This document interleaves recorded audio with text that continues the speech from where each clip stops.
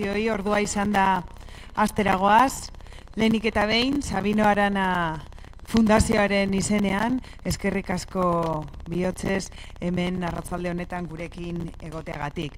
Gaur aurkeztuko dugun liburua da herri honen memoria egiten diogun ekarpenaren beste adibide bat, kasu honetan euskara irratira eraman zuen emakumearen izena eta izana gogoratuko doguz. Emakume hau buru belarri aritu baitzen Euskadi hobea eraikitzeko ahaleginean.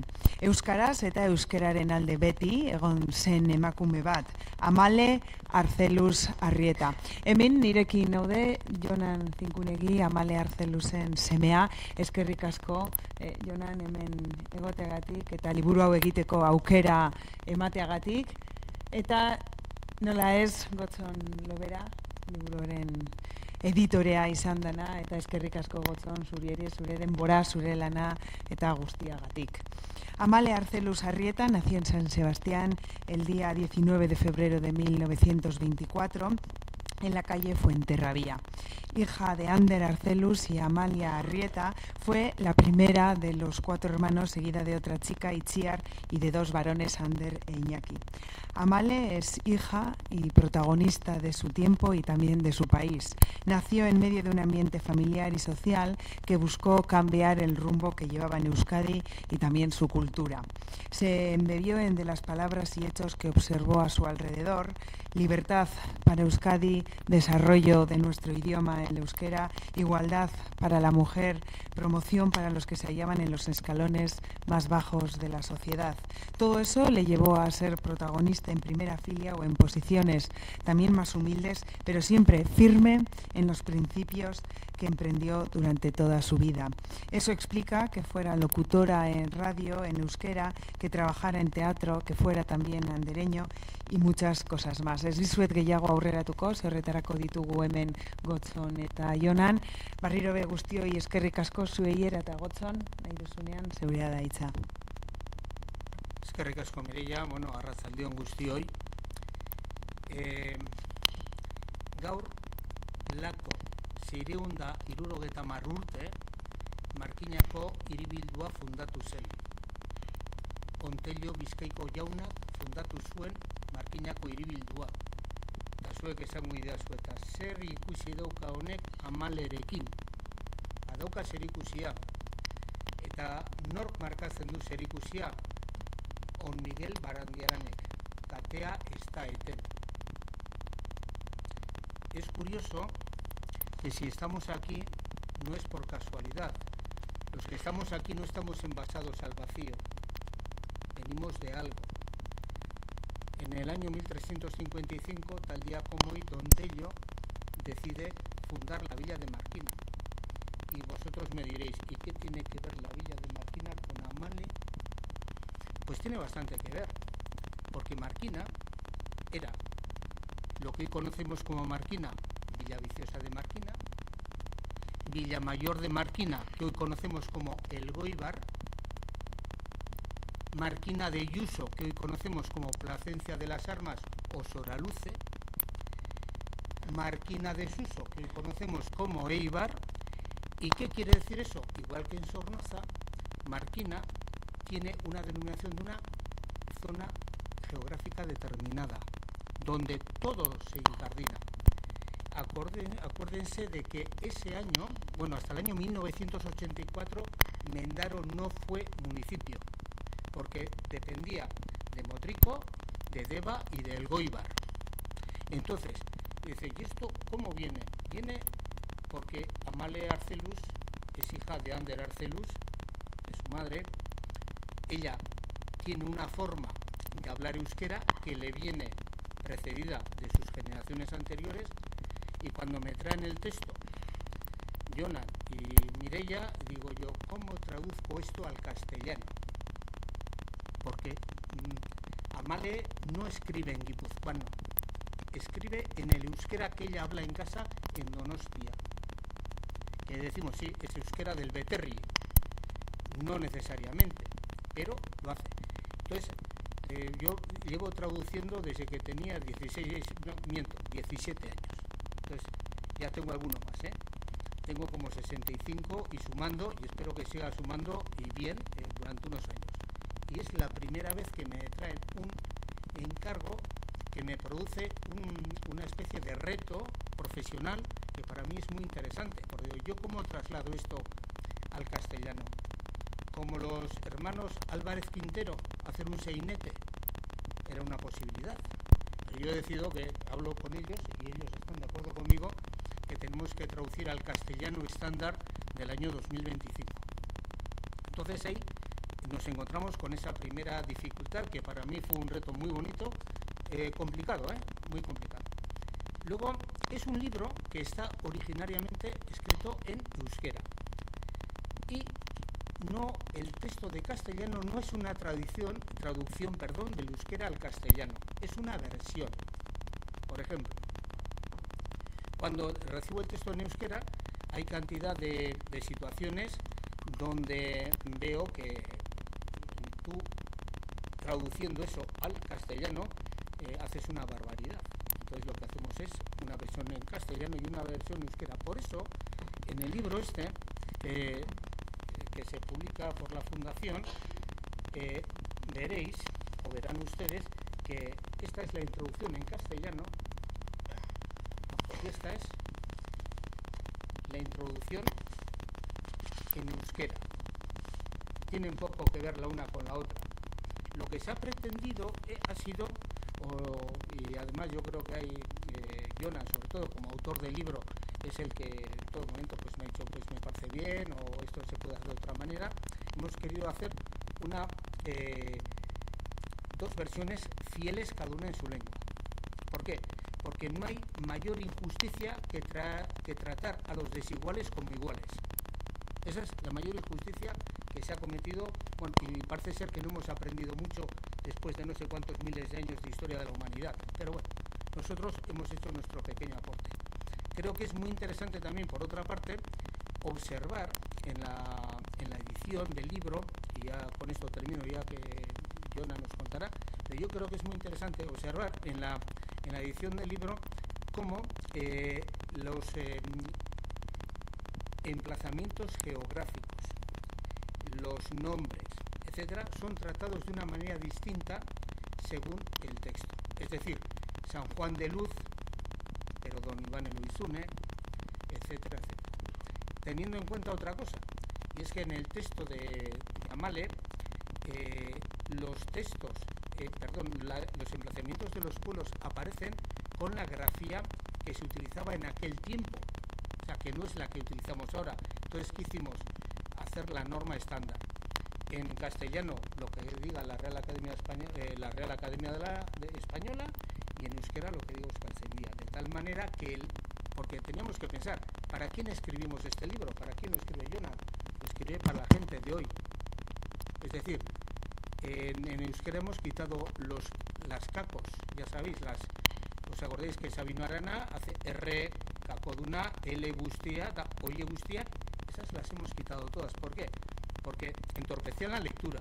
Y para la gente de hoy, vamos a pensar, la gente joven que vaya a leer el libro, le va a ser mucho más agradable ver una grafía adecuada a su forma de ver las cosas que aquellas, ¿no? Entonces, pues ahí hemos hecho lo que buenamente hemos podido.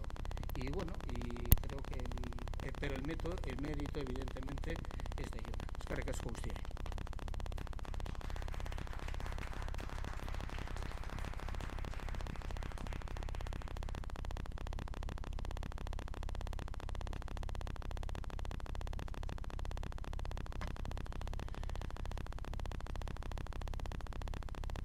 Bueno, Mireia Gotzon eta Jan Andreok arratsalde on denori. Eskerrik asko zuei. Ni ez naiz idazlea eta ez da gutxiago hizlaria. Beraz, aurrez zuen barkamena eskatu nahi dizuet. Egingo ditudan akatsengatik. Bueno, Amale ikustea gogokoago izango duzuela ni entzutea baino pentsatuaz, hemen aurkezpenean prestatu ditut Amale ikusteko Amaleren bideo batzuek eta argazkian Andonik gure aitak utzi zizkigun argazki pila bat eta horrekin saiatuko naiz harinako egiten hau. Amale esan digu Mireiak Donostian jaioa zela eta hori, baina orain Amalek berak kontatuta entzutean gustatuko litzaidake. Amale, Artzeluz, Arrieta. Eta ze urtetan jaiotakoa zehazu? 1924. Otsailan, 19 Donostin. Ondarrabi kalean, Fuenterrabia kalean. Baina gero nire bizia asko alungurean, Donosti izarrean. Horritu nire aitona amuna, nire oso gaizebak aitean aldetik eta asko nintzen. Ez du nahi Amale bakarrik eskaini, bakarrik omendu gaur. Eskaini nahi diot hau ere, garai hartan lana egin zuten aberriaren eta euskararen alde andereño eta irakasle batzuek. Digo que quiero homenajear también a las andereños, que más de 200 que hubo en aquel tiempo, que dieron toda su vida por la patria y por el euskera. Aquí tenemos unas cuantas de las primeras. Aquí tenemos a Itziar, Amale, Faustina Carril. Aquí no las conoceréis porque eran de Donosti todas, claro.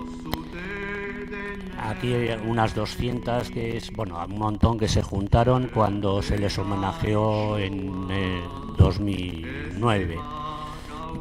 Aquí tenemos a Conchita Beitia y Mari Carmen Michelena, que son las dos de las pocas que viven entre nosotros de aquella época. A estas les quiero homenajear.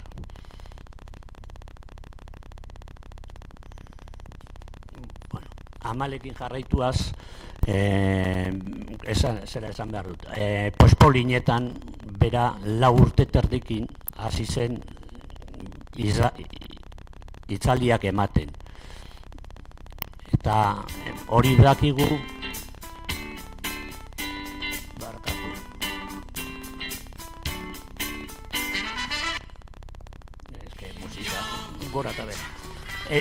hori dakigu 4 urte terdikin hemen argitu genuelako garaiko egunkari batean hau. Gero Pospolinak ziren galdetuko ezue. Pospolinak Ramon Laborda Paisak sortutako umetalde handi bazen, guraso eta andereño batzuen laguntzarekin. Kursalen sotoan biltzen ziren eta euskaraz jolastu, abestu, antzestu eta dantzatzen zuten. Sarritan bidaiatzen zuten erakustaldiak ematera herrietako jaialdietan, frontoi eta plazatan. Amalek bakarrizketak antzesten zituan, hor argazki batean ikusi daitekenez. Jarraian entzun dezakegu Josune Aristondok Bizkaiko diputatu zenak 2011an Mungian kantatu zigun bere ama Pospolina izanak kontatuta ezagutzen zuen abesti bat.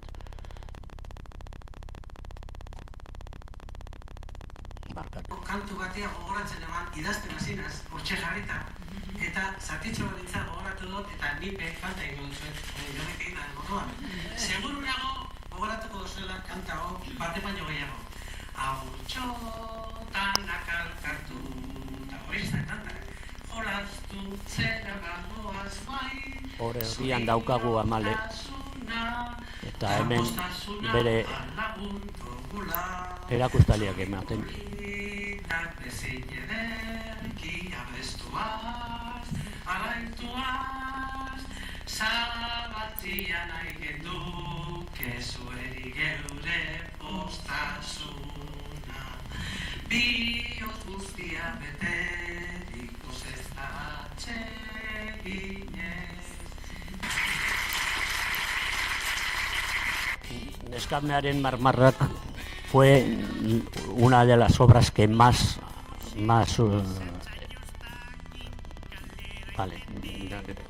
barkatu. Bueno, nola hasi nintzen hau egiten zera esan behar dut. Amalek utzi gindunean bere paper pila bat utzi zizkigun eta haiek digitalizatzen hasi nintzen. Eta 2008an berri txar bat izan genuen zendian eta gure 7. anaiak utzi gindun. Haurtzaroa guztiok bezala igaro zuen. Ikastolan jaio zen, gudena bezala.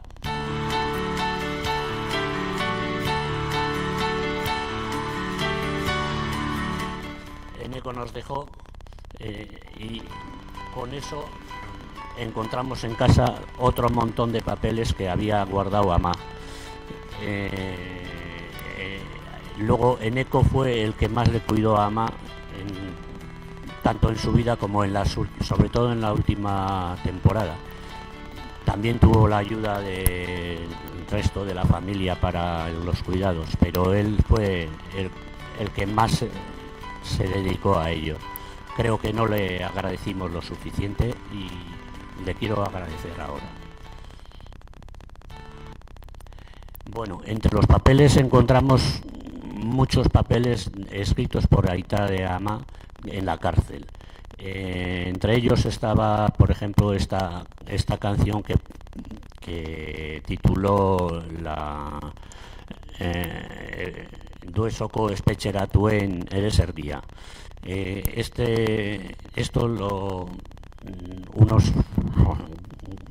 Unos familiares músicos, Xavier Arcelu, Xavier Rico, lo interpretaron y lo cantaron.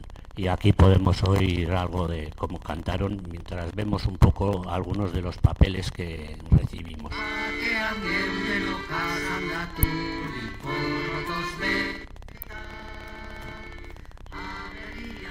Entre los papeles que encontramos había muchos escritos en papel higiénico.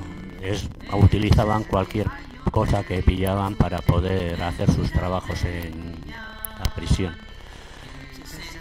También hacían algunas postales para mandar a sus familias en Navidades.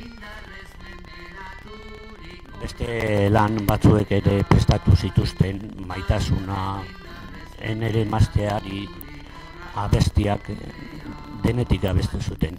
Claro, enea berria hori ariesgarria da zertan. Beste gauza batzuek idazten zituzten, beren artean pasatzen zituzten, eta umentzat ipuinak ere idatzi ohi zituen, bere seme alabak buruan izanik.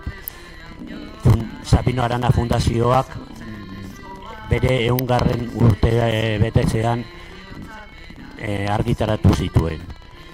Beste Kilkira bestia opera bat zen, eta Anderrek jarri zion letra eta Bilboktar Francisco Bengoak jarri zion doinua. Ander escribió la ópera y Francisco Bengoa escribió la música. También preparó muchos métodos para enseñar euskera. Ahí hemos visto uno que le titularon el verbo alemán. Es para despistar a los guardianes porque no permitían hablar ni utilizar el euskera, lógicamente. Y también encontramos muchos papeles de su suegro, que fue Joseba Zinkunegi, que había originales, manuscritos, escritos a máquina, impresos, o sea, muchísimos trabajos. Había un trabajo bastante importante que no lo ha utilizado nadie, es sobre la salud. También daba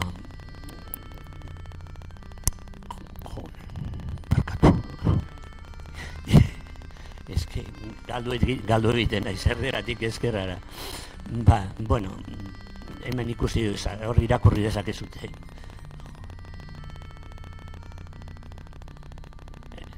Frantsesetik ere itzultzen zituen, erderatik eta euskal iparretik ere bai. Gauza garrantzi handizkoa egin zuen hasierak irizpidea berak itzuli zuen kanpionen Hemen ditugu berak idatzitako hiztegia.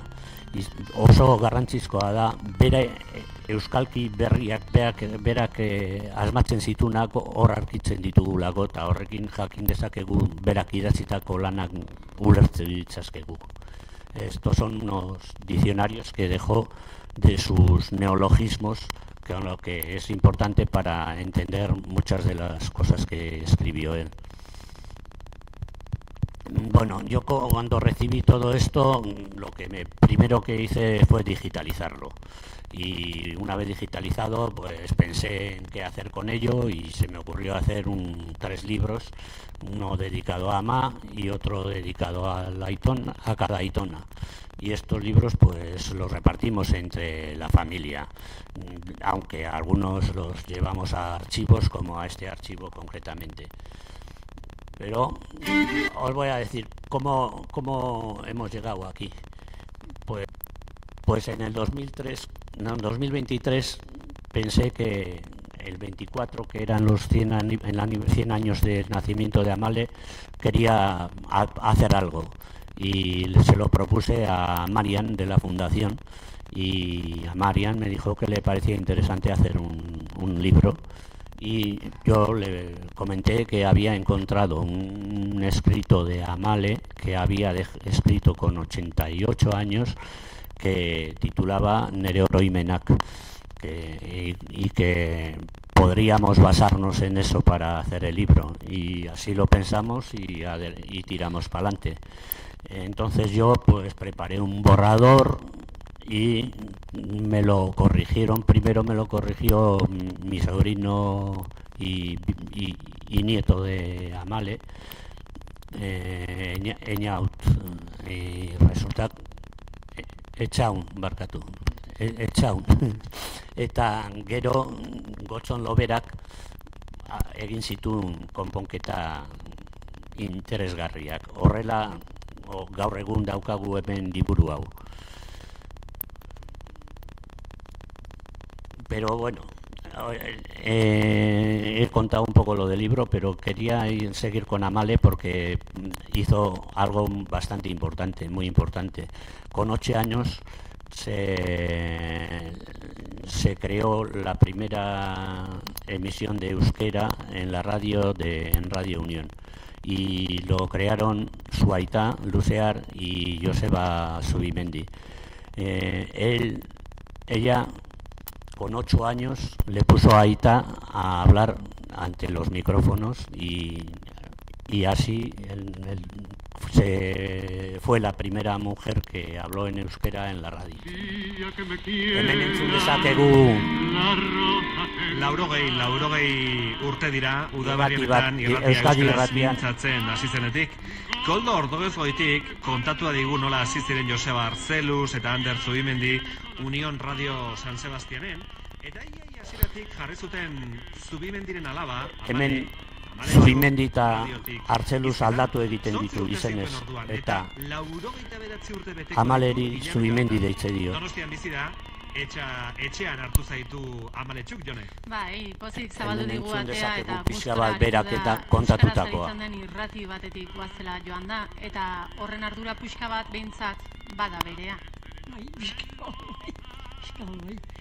Sortzi urte ditu, gure aitari eskerrak, adek egiten lana. Eta ditura hori berritzu lotra bezamarra nintzen. Eta gure aitari izaria debo esan, baina ditura nik egingo lotardan, berak idatzi da nik esan. Eta hola sortu zuen Amaletxu pertsonaia, benetako Amaletxuk antzesten zuena, 8 urte besterik etzen dituen.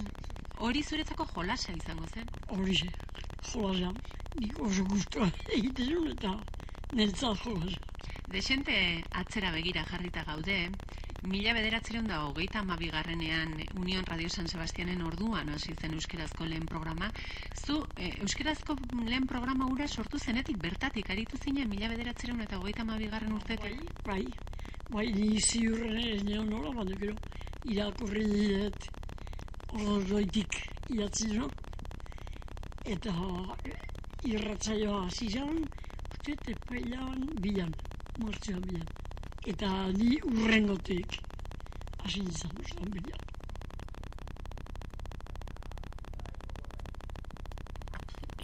Garai gogorrak iritsi ziren. Aita alderdian Gipuzkoa Batzarreko kide egin zuten Zumarragan. Baina guda iritsi zen. Eta Amale bere ama eta hiru anai arrabarekin barkatu jatsi nahi dut eta ezin dut. Barkatu, bueno, Amale bere seriagin Zarautza joan ziren eta gero Zarauztik Bilbora. Luzear Agirrekin eta Basterretxearekin aritu zen Bilbon egunkaria sortu zuten, horri bilizen Luzear ere lanean, eta Euskal Gobernuaren boletina Euskara itzultzen ere. Amalek eta Itziarrek Bilbo irratian ere aritu ziren, aitak prestatutako lanak aurkezten. Eta Amalek azkeneko aldiz antzeztu zuen Neskamearen Marmarra. Hemen daukagu azkeneko bere lehenengo karta bat, 37an bere osabei idatzi dira Bilbotik gudariai idatzitakoa. Esta carta es una carta que le escribió en el 37 a sus tíos que estaban de gudaris y ella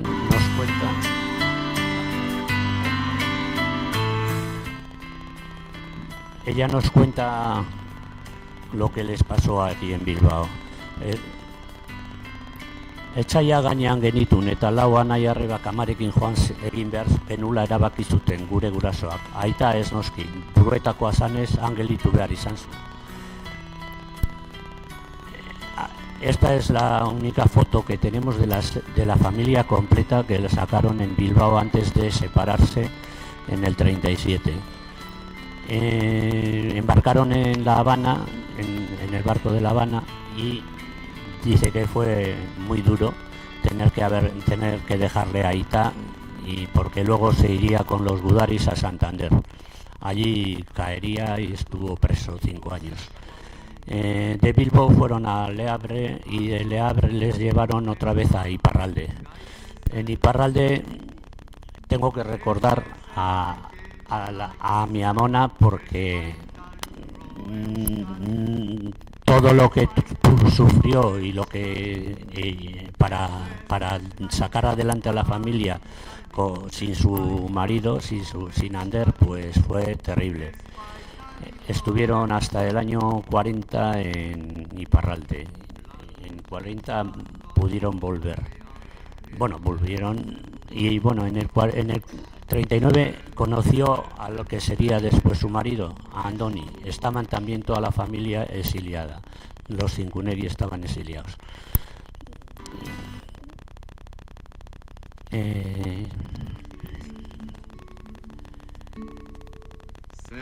Ya en el 40 volvieron a Donosti y aquí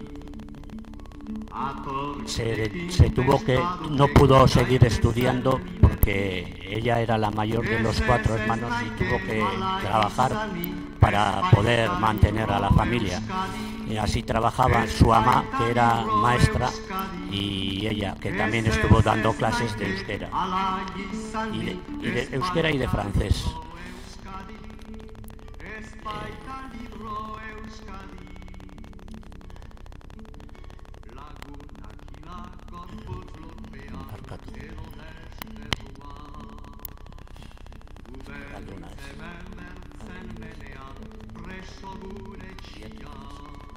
Bai, bueno, hemen daukagu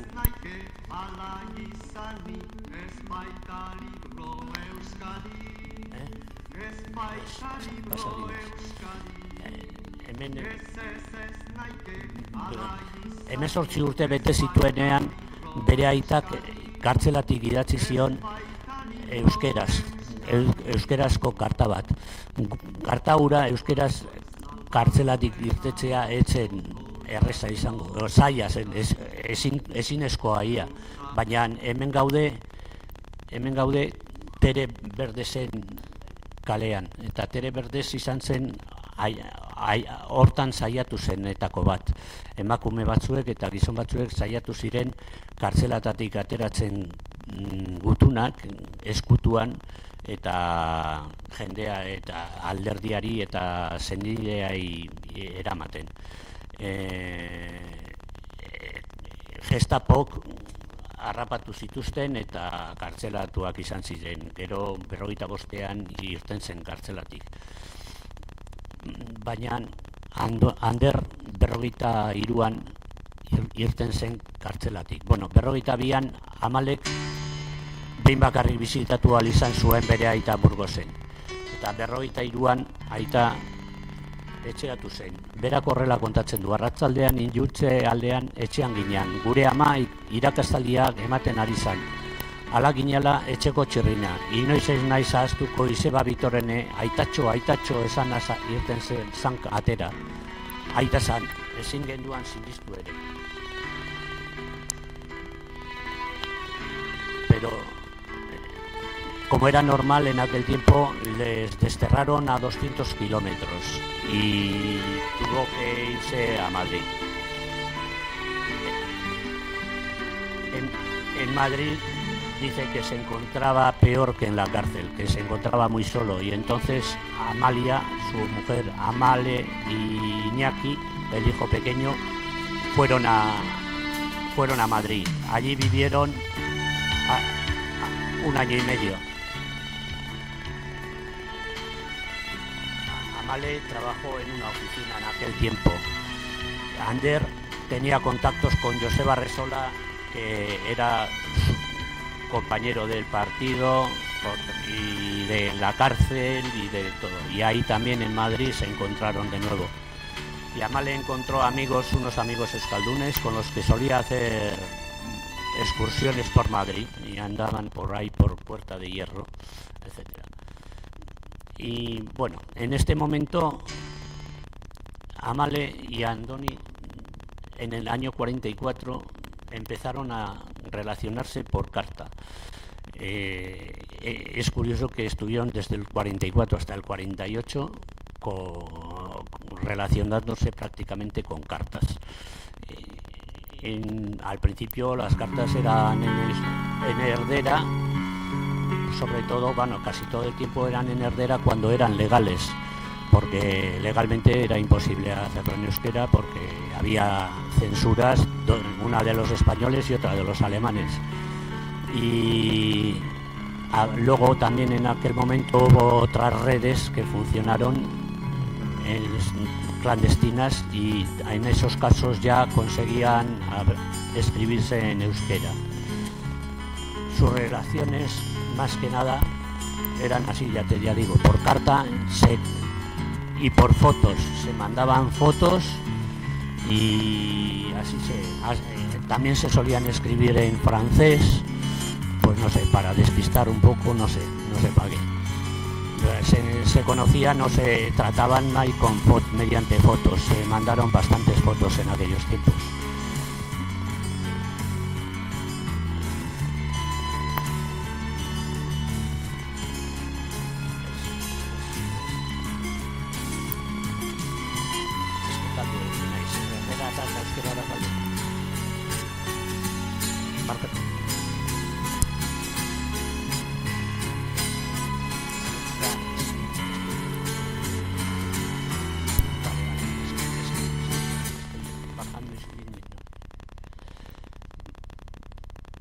Bueno, hemen pasa ditut, hemen ikusi ditugun argazki hauek, Andoni isilpean pasatzen zen iparraldetik eta isilpean ikusten ziren Donostian.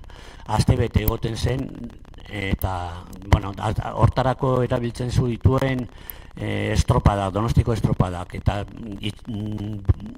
frantzitik, iparraldetik itsasontzi batean ateratzen zen eta Donostiko batera pasatzen zen itsasoan eta Donostian agertzen zen. Gero aldrebes egiten zuen eta berriro iparraldera joaten zen. Hori 3 urteetan egin izan zuen. Bueno, gutun haien bidez dakigu 48 Amalek egindakoak. Bera, Andorniri kontatzen dizkiolako eta horrela jakin ditut gauza desente. Bera Madridik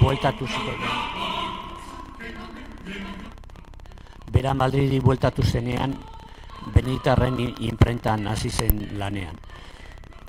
Gero, bera mendizaletasuna ez zuen utziko. Bere anai arrebak eta lagunakin beti hor ibiltzen zen. Lagun mina bazeukan, lagun mina Eugeni, beti berakin ibiltzen zen garai hartan. Katekista ere bazen, katekista eta hemen dago talde bat, beti bera eta eskola kantorun koroan ere abesten zuen. Baina Luzearrek Madridi bueltatu zenean antzez talde bat prestatu zuen eta antzez talde hortan Amale etzen faltako noski.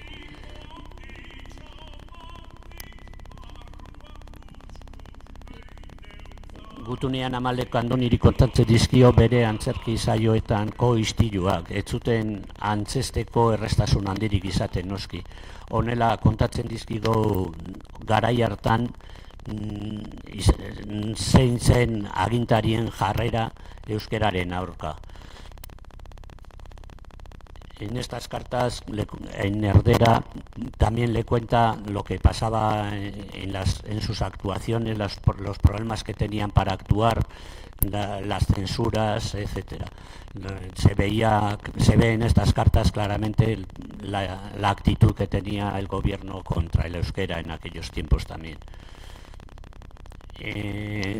EASE 2011an antzerkizalea saria eman zioten. Hemen ikusi dezakegu eman zioten denborakoa. Zatitxo bat.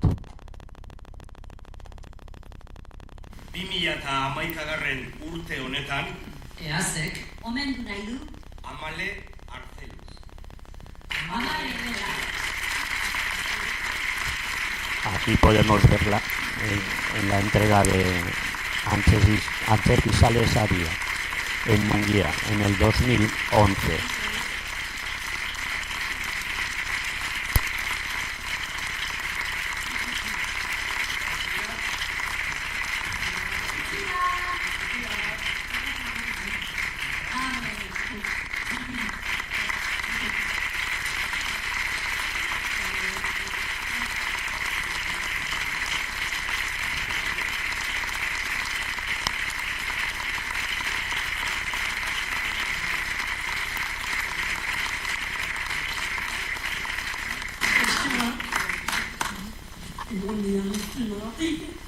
Eta gauza honen gure aitari eskin.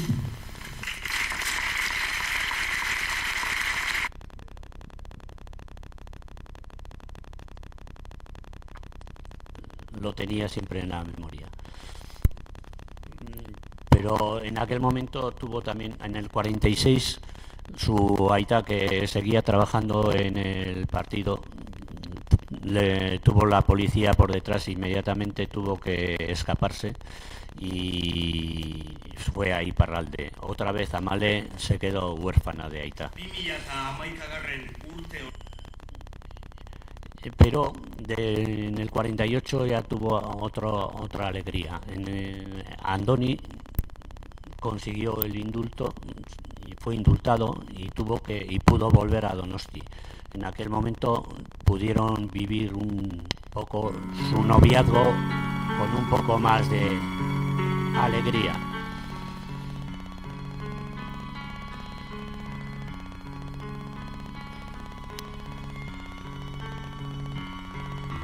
Sendieta lagunekin mendira ibilaldiak egitea eta bidaiatzea izaten zen atsegin zitzaizkien jardueratako bat.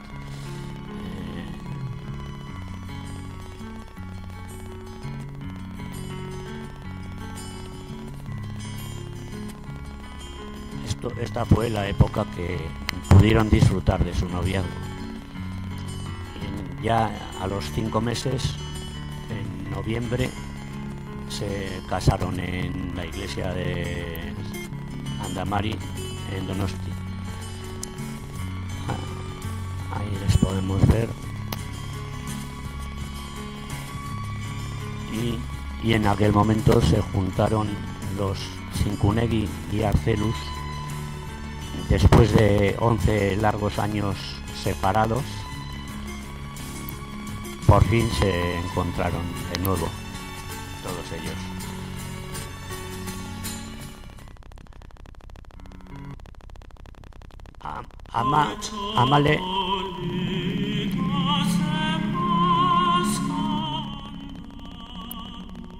Amale del 49 al 64 nos crió a 9 hijos, hijas. Solo eso. Además de... Luego contaremos lo de la Ikastola, pero bueno, en este caso estoy con los hijos. Aquí está la novena en el 64. Aquí estamos toda la familia en aquel momento. Y ya en el 72 tuvo el primer nieto. Así tuvo hasta 10 nietos.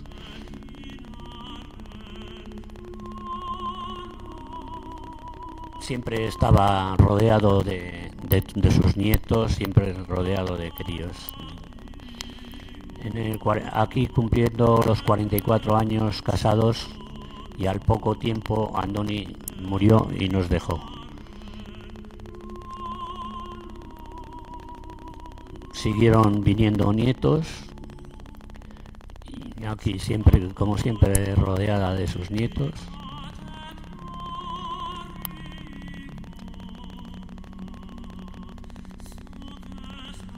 Y en el 2009, o no, antes tuvo ya sus bisnietos, que llegó a conocer a 5. Cuando cumplió los 90 años nos juntamos toda la familia y también 70 de la familia Arcelus para homenajearla.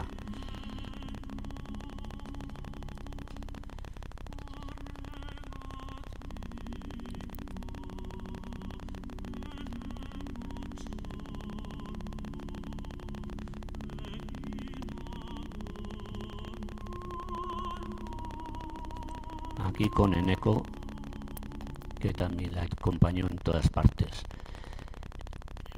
Ahora vamos a dejar que cuente un poquito algo de las Ikastolas que contó ella en alguna radio.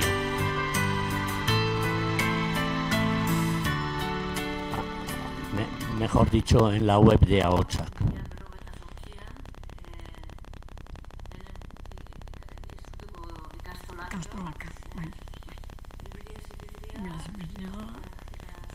Ez du asko kontatzen, baina berak esaten duena da.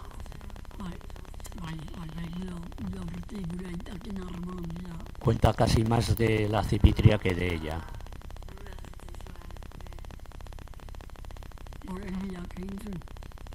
Siempre le da el mérito a Cipitria.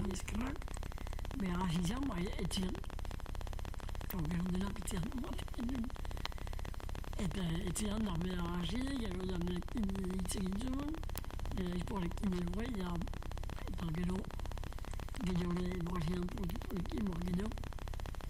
Eta batzea hilbiak jantzin da, zula gertatzen moa, zubik esan, klase idiomak, euskera irakasten beste gabe. Eta behin gertatu zitzen. Para saltarse las leyes, las clases no solían durar más de 2 horas, porque así podían ser clases de idiomas y no parvularios. Y es lo que decían siempre, lo que utilizaban cuando les venía alguna inspección. A ella le vino en el 67, que ella dice que no se acuerda por qué, pero yo me acuerdo por qué era. Era porque una vecina de abajo, testigo de Jehová, le denunció.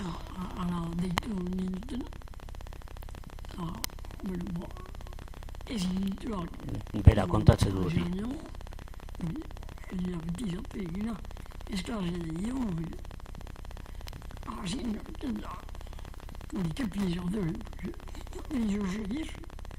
Bueno, pues apenas eran las consecuencias. Bueno, muy bien, ¿no? Si apenas yo ese reino, ese capitán de lo alto.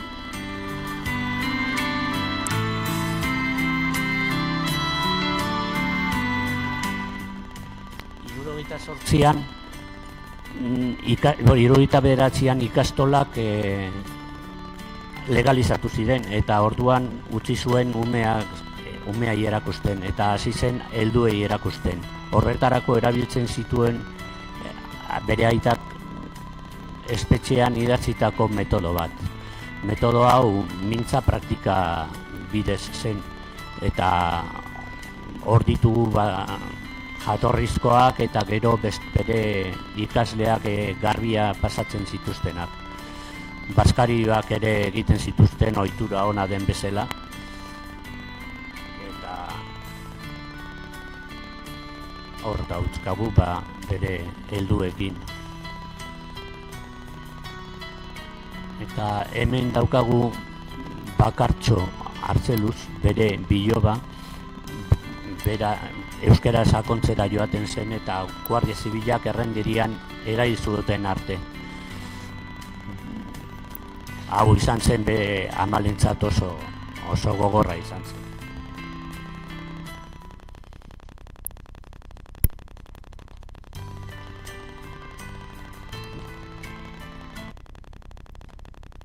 Eskertu nahi diogu ere amari berak ereindako hasiak emandako fruituari. Zeren bere 3 alaba andereñoak izan ziren, bizi guztian, bere bidea jarraituaz. Gaur hemen ditugu 3. Hortik, Amale, Lide eta Korutxo. Ez dakit nundakon koru.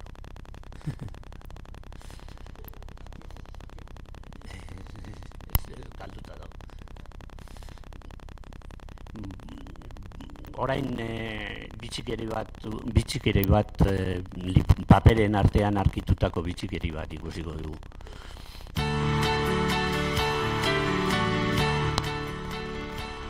Garai hartako ikastolan erabiltzen genituen liburuzkak.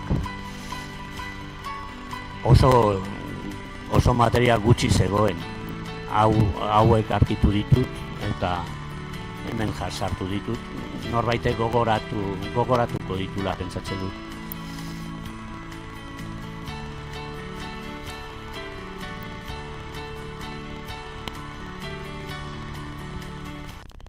Beste lan bat egin zuen.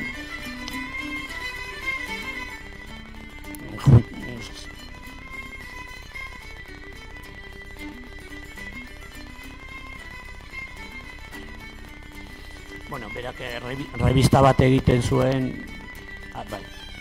Donostiako laguntalde batek osatutako elkarte bateratu zuten eta euskalkia gordetzearren. Bera izan zen lehendakaria eta bere esku zegoen egiten zituzten idazlanak moldatu eta argitaratzea. Hor ikusi ditugun Neurri Euskera izendatutako aldizkariak. Berak egin zituen, 88an 2011an 87 urtekin utzi zuen arte. Bueno, bukatuko dut zera esanaz. Amaleren azken garaiko bidetxo bat jarriko dizuet. Bukaera abestuaz egitea proposatzen dizuet. Amalek oso atsegin zuen abestia kantatuaz. Hil zenean Elizan bere biloba etxaunen emazteak ebek eta bere lagun batek eskaini ziotena Amaleri Elizako bere agurrean. Salvadorren eriotzean abestuaz.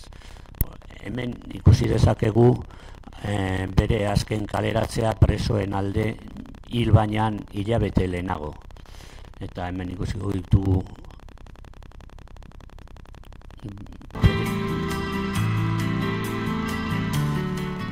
bere azkenetako afariak. Bera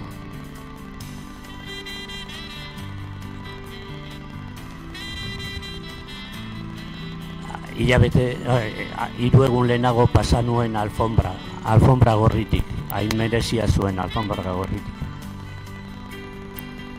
Hor azken hilarria eta hemen azken afaria, Aimarrekin, bere biloba Aimarrekin. Hortik etxera igo eta etxean zendu zen, han utzi gindun, umezuz.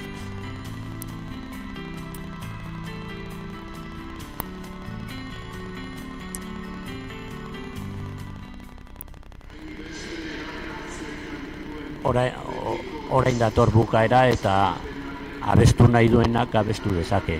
Ni ez naiz asko saiatuko, ez naiz onzoana.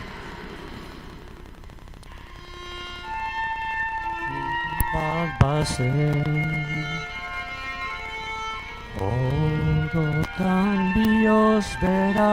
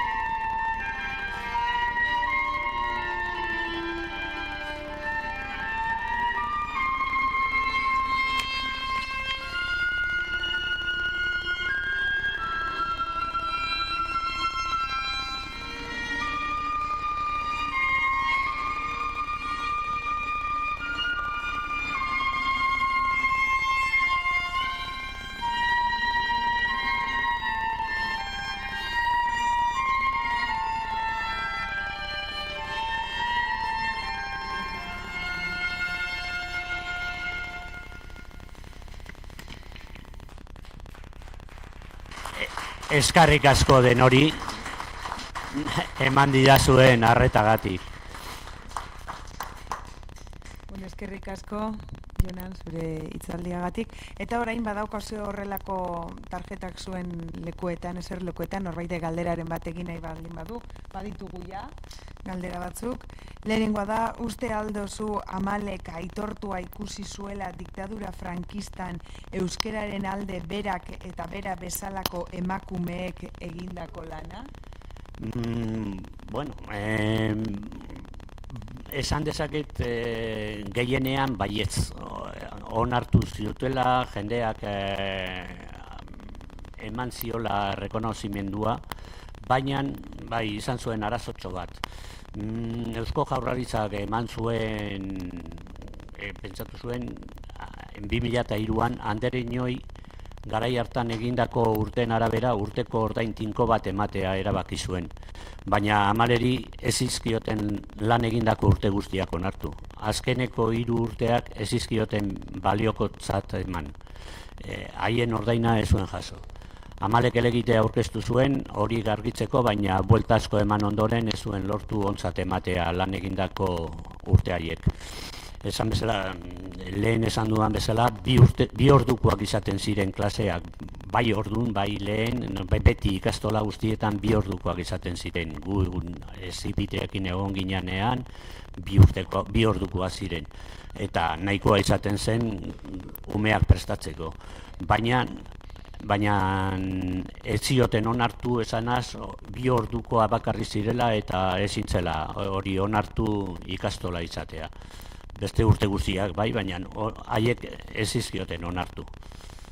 Orduan berezat nahiko gogorra izan zen hori.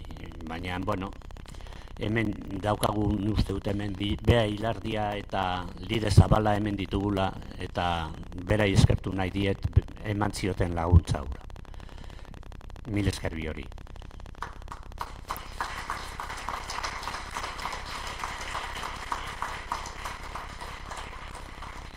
beste galdera bat dago, nadie se muere si se le recuerda, y este libro es una historia familiar paralela a la historia de nuestro país. Al empezar la charla se ha dicho Marquina de Suso, a lo que hoy es Eibar.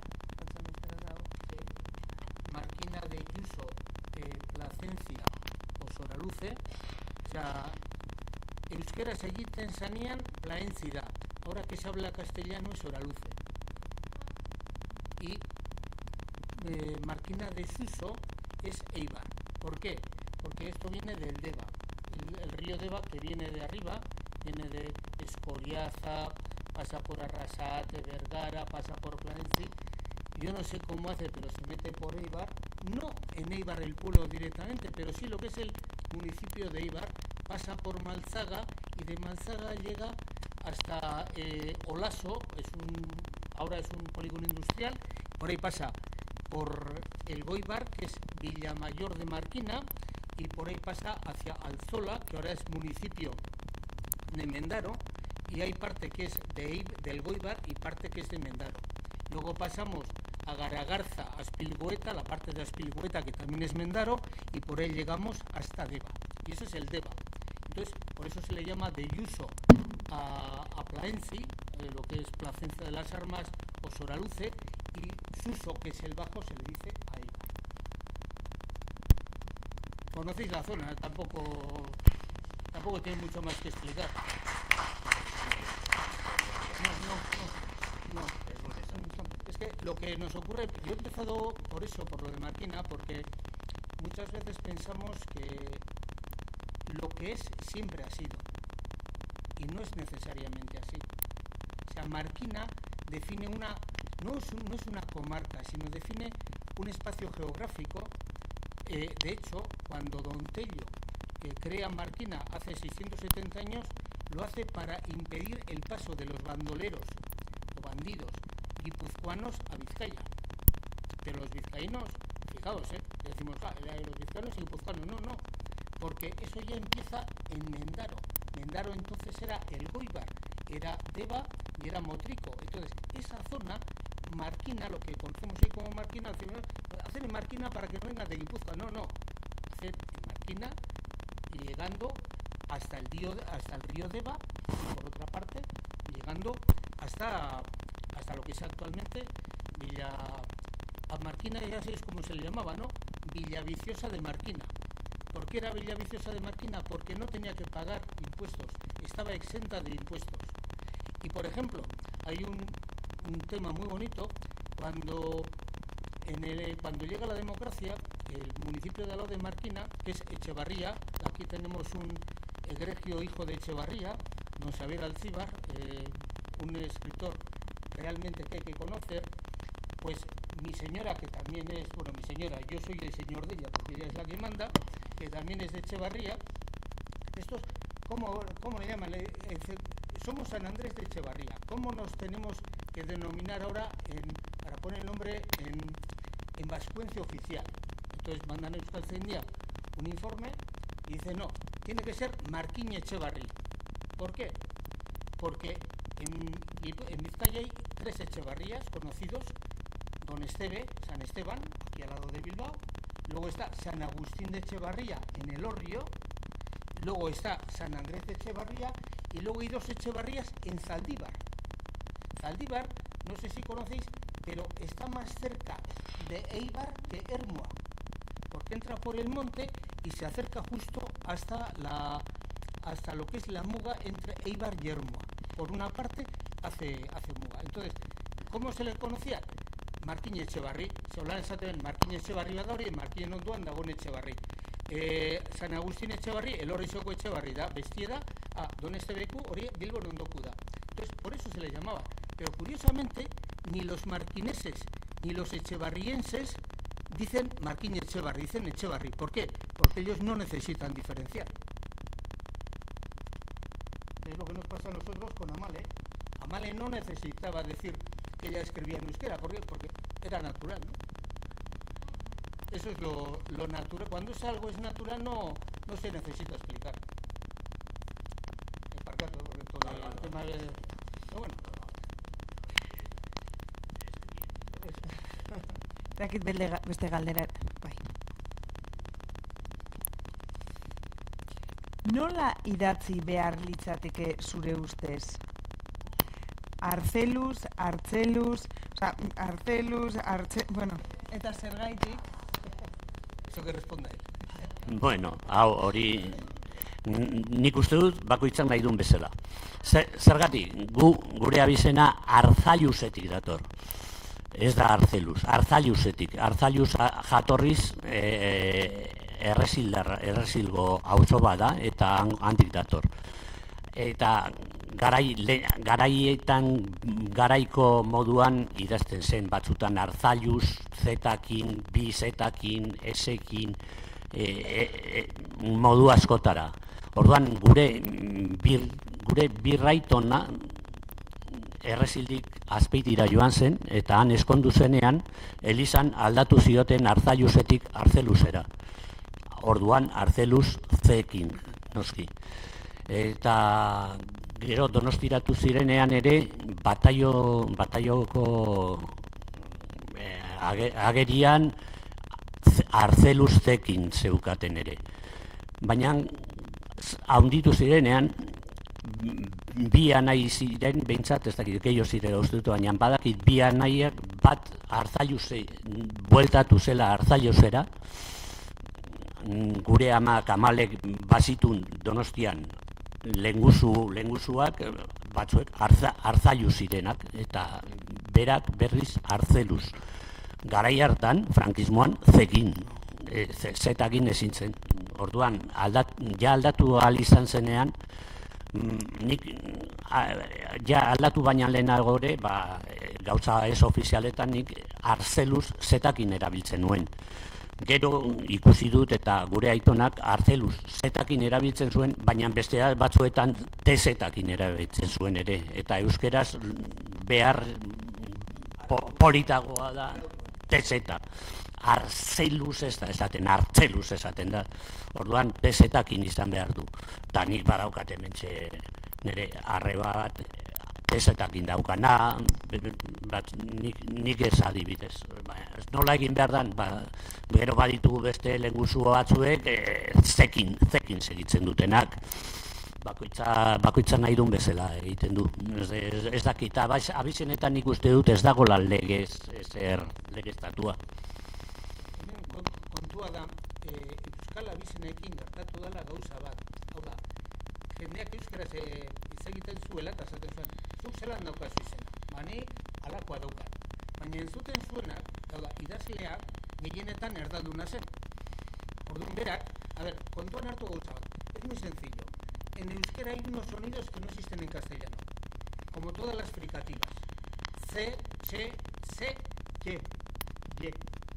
Esas no existen en la fonética castellana. Entonces, ¿qué ocurre? El que viene, o sea, yo he conocido hermanos que, por ejemplo, Orma Echevarría, unos escribían con H y otros sin H, los mismos hermanos, ¿verdad? Porque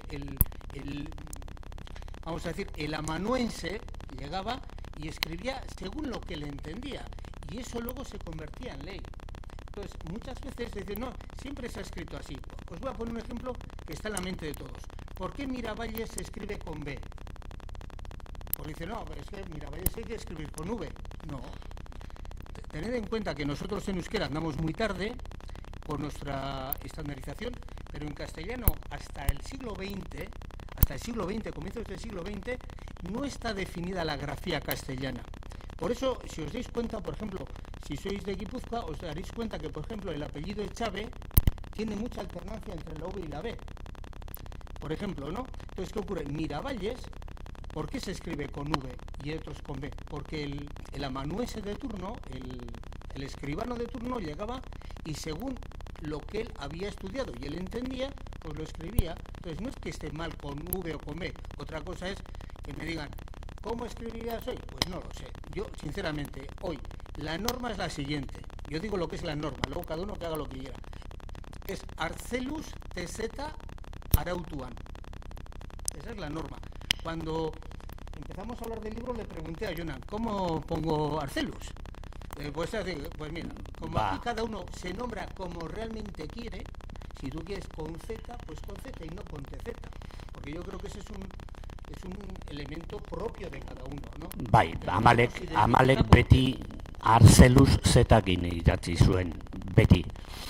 Baina hori esan dudana bere aitak bi eratan erabiltzen zuen. Tenemos que recordar que antes de estar Ander Arzeluz Lucear en el Euskadi Burbatzar, había estado Luis de Elizalde, Koldo de Elizalde, que había sido coetáneo de Resurrección María de Azcue y hace una de las primeras gramáticas y ortografías en euskera. Es decir, ¿qué ocurre? En aquel tiempo estaba muy vivo todavía lo que es actualmente, si le dicen Iker Casillas, que debe su nombre a Sabino Arana Goiri, pues seguramente que se pone Ambrosio. Pero es así. Los Iñakis, acordaos de una cosa.